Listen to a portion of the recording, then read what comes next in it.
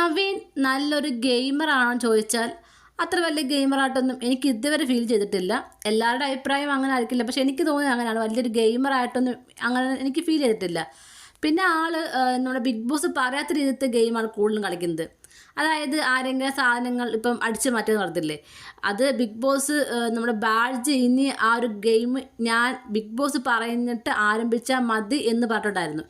എന്നിട്ട് പോലും നവീൻ ആ ഒരു ബാഡ്ജ് അടിച്ചു മാറ്റി. അതുപോലെ തന്നെ ഈ പറഞ്ഞ പോലെ കോയിൻസും ഒക്കെ അടിച്ചു മാറ്റുന്നുണ്ട്. അപ്പോൾ ആളെ കയ്യിൽ ഇതുപോലത്തെ അടിച്ചു മാറ്റുന്ന ഗെയിംസാണ് കൂടുതലുള്ളത്. അത് ബിഗ് ബോസിൽ ഇതുപോലത്തെ ടാസ്കുകളും ഗെയിംസും ഒക്കെ വരാറുണ്ട്. അതൊക്കെ ശരിയാണ്. അത് ഓരോരുത്തർക്കും ഇഷ്ടമുള്ള രീതി ഗെയിം കളിക്കുകയും ചെയ്യാം. പക്ഷേ നമ്മുടെ ബിഗ് ബോസ് പറഞ്ഞൊരു റൂളുണ്ട്. അതായത് ഈ ബാഡ്ജ് കിട്ടാത്തവർക്ക് ഈ ഡ്രസ്സ് അവർ കൊണ്ടുവന്ന് ഡ്രസ്സ് ഇടാൻ പറ്റത്തില്ല. അതൊരു റൂളാണ്. അപ്പം ഈ ബാഡ്ജ് അടിച്ചു മാറ്റുന്നതിൻ്റെ മെയിൻ റീസൺ എന്ന് പറയുന്നത് ഈ പറയുന്ന നവീന് ഇപ്പം ഇട്ടിരിക്കുന്ന ബിഗ് ബോസ് കൊടുത്ത ഡ്രസ്സ് അങ്ങോട്ട് ഇഷ്ടപ്പെടുന്നില്ല. ആൾ ഭയങ്കര ഫാഷൻ ഡിസൈനറും ഒക്കെ ആണെന്ന് പറയുന്നു, മോഡലിങ്ങും ഒക്കെ അത് പറയുന്നു എന്തോ. അപ്പം അതുകൊണ്ട് തന്നെ എനിക്ക് ഒരുപാട് ഡ്രസ്സുണ്ട്, അതെല്ലാം എനിക്കിവിടെ കാണിക്കണം. ഗിസയിൽ ഒരുപാട് ഡ്രസ്സ് ഇടുമ്പം എനിക്ക് സഹിക്കാൻ പറ്റുന്നില്ല. എനിക്ക് ഒരുപാട് ഡ്രസ്സുകളുണ്ട്, അതെല്ലാം എനിക്ക് കാണിക്കണം. എങ്ങനെയാണ് മോഡലിംഗ് എന്ന് കാണിക്കണം, എങ്ങനെ ഡ്രസ്സ് ചെയ്യണമെന്ന് കാണിക്കണം എന്നൊക്കെ പറഞ്ഞുകൊണ്ട് എനിക്കറിയില്ല, ഭയങ്കര വിഷമവും വെപ്രാളവും ഒക്കെ ആയിരുന്നു. അതിന് വേണ്ടിയിട്ടാണ് ഈ ഒരു ബാഡ്ജ് അടിച്ചു മാറ്റിയത്. എന്തായാലും ആ ടാസ്കിലൂടെ നമ്മുടെ നവീൻ ജയിക്കുകയും ഗിസേലിന് ആ ബാഡ്ജ് നഷ്ടപ്പെടുകയും ചെയ്തു. ശേഷം നവീൻ്റെ വസ്ത്രം കിട്ടും. 72 മണിക്കൂർ മാത്രമേ വേണ്ടുള്ളൂ. അപ്പം അത് കിട്ടാൻ വേണ്ടി ഭയങ്കര വെപ്രാളം.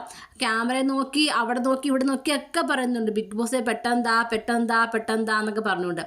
എന്തായാലും ആ പെട്ടി എത്തിയപ്പോൾ നവീൻ്റെ വെപ്രാളം കാണുമായിരുന്നു.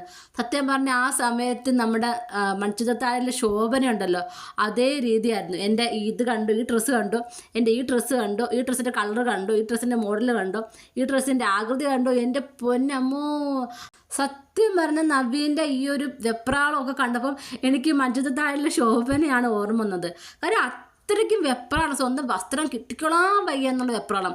പക്ഷേ ഒന്ന് രണ്ട് പേർക്ക് ഉള്ള വസ്ത്രം മതി, എന്തെങ്കിലും കിട്ടിയാൽ മതി, എങ്ങനെയെങ്കിലും നല്ല ഗെയിം കളിക്കണം, നല്ലൊരു രീതിയിൽ വരണമെന്നൊക്കെ ആഗ്രഹമുണ്ട്. പക്ഷെ നവീൻ ആഗ്രഹിക്കുന്നത് കൂടുതലും തൻ്റെ ഡ്രസ്സ്, തൻ്റെ പ്രൊഫഷൻ, അതിനെക്കുറിച്ച് കൂടുതൽ അറിയിക്കണം, അതിന് വേണ്ടി വന്ന പോലെയാണ് എനിക്ക് ഫീൽ ചെയ്തത്. അപ്പോൾ ഇവിടെ നവീന് ഈ ഡ്രസ്സ് കിട്ടിയപ്പം ഭയങ്കര സന്തോഷമായിരുന്നില്ലേ. അപ്പോൾ ഡ്രസ്സ് ഇല്ലാഞ്ഞപ്പോൾ നവീൻ ഉണ്ടായിരുന്ന ദുഃഖത്തെക്കാൾ ഏറെയാണ് ഇപ്പം നമ്മുടെ ഗസലിൻ്റെ ആ ഒരു വിഷമം. ഗസലിൻ്റെ ഡ്രസ്സ് കൊടുക്കാൻ മടി, കുറേ കോസ്റ്റ്യൂംസും കുറേ മേക്കപ്പ് സെറ്റുകളൊക്കെ എന്തൊക്കെയോ സാധനങ്ങളൊക്കെ അവിടെ വെച്ചിട്ടുണ്ടായിരുന്നു. ബിഗ് ബോസ് ചോദിച്ച് മേടിക്കുന്നു. ഇപ്പോൾ വീണ്ടും ബിഗ് ബോസ് പറയുന്നു പല ആളുകളുടെ കയ്യിലും പല സാധനങ്ങളും ഉണ്ട്, വീണ്ടും തരണം, ഇത് ലാസ്റ്റ് വാണിങ്ങാ, ഇനി കാണുവാണെന്നുണ്ടെങ്കിൽ പണിഷ്മെൻ്റാണെന്ന് പറഞ്ഞിരിക്കുന്നത്. എന്നിട്ട് പോലും കൊടുക്കു തരത്തില്ല. ലിപ്സ്റ്റിക്കോ എന്തൊക്കെ സാധനങ്ങൾ അവിടെ മാറ്റി വെച്ചിട്ടുണ്ട്. കാര്യം ഇവർക്കങ്ങ് ഇതിടാതെ ഒരു സമയം പോലും ഇരിക്കാൻ പറ്റൂല. കാര്യം ഇതൊക്കെ ഇട്ട് യൂസ് ചെയ്ത് ശീലിച്ചുകൊണ്ട് ഇവർക്കൊന്നും ഇടാതെ സ്വന്തം റിയൽ ഫേസ് കണ്ണടി നോക്കുമ്പോൾ ഇവർക്ക് ഇഷ്ടപ്പെടില്ല. കാര്യം അവർ അങ്ങനെ ശീലിച്ചു. അതായത് ഈ മേക്കപ്പ് ഇല്ലാതെ അവർക്കൊരു കോൺഫിഡൻ്റ് ഇല്ല. ഇതിട്ടാൽ മാത്രമേ മറ്റുള്ളവർ ഫേസ് ചെയ്യാനാണെങ്കിൽ ഇവർക്ക് സ്വന്തമായിട്ട് കണ്ണാടി നോക്കിയാൽ ഇവർക്കൊരു കോൺഫിഡൻറ്റ് കിട്ടത്തുള്ളൂ.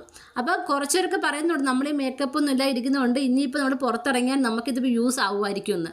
കാര്യം ഇവരിത് ഇട്ട് ശീലിച്ചതുകൊണ്ട് ഇവർക്കിതില്ലാതെ പറ്റില്ല. ഒരു ലിപ്സ്റ്റിക്ക് പോലും ഇല്ലാതെ പുറത്ത് പോകാൻ പറ്റാത്തൊരവസ്ഥയിലാണ് ഇവരെല്ലാവരും. അപ്പോൾ അതാണ് ഈ നവീനിലൂടെ നമ്മുടെ ഗിസയിലൂടെ കാണുന്നത്. ഇതാണ് ഇവർക്ക് ഏറ്റവും വലിയ ടാസ്ക്. ഒരു 10 ദിവസത്തേക്കും ഇവരെ ഇഷ്ടപ്പെടുന്ന ഡ്രസ്സുകളോ കോസ്റ്റ്യൂംസോ മേക്കപ്പ് സെറ്റുകളോ അങ്ങനെ ഒരു സാധനവും കൊടുക്കാതിരുന്നാൽ എനിക്ക് സത്യം പറഞ്ഞാൽ ബിഗ് ബോസ് ഇറങ്ങി ഓടും. ആ ഒരവസ്ഥയാണ് ഇവരുടെയൊക്കെ അവസ്ഥ. എന്തായാലും നോക്കാം ഇനി എന്താണ് ലൈവ് നടക്കാൻ പോകുന്നതെന്ന്. നിങ്ങൾക്ക് എന്താണ് തോന്നുന്നത്? നിങ്ങളുടെ അഭിപ്രായങ്ങൾ താഴെ കമൻറ്റ് ബോക്സിൽ മറക്കാതെ രേഖപ്പെടുത്തണം. കൂടുതൽ ലൈവ് അപ്ഡേഷനുമായിട്ട് ഉടനെ വരുന്നതായിരിക്കും.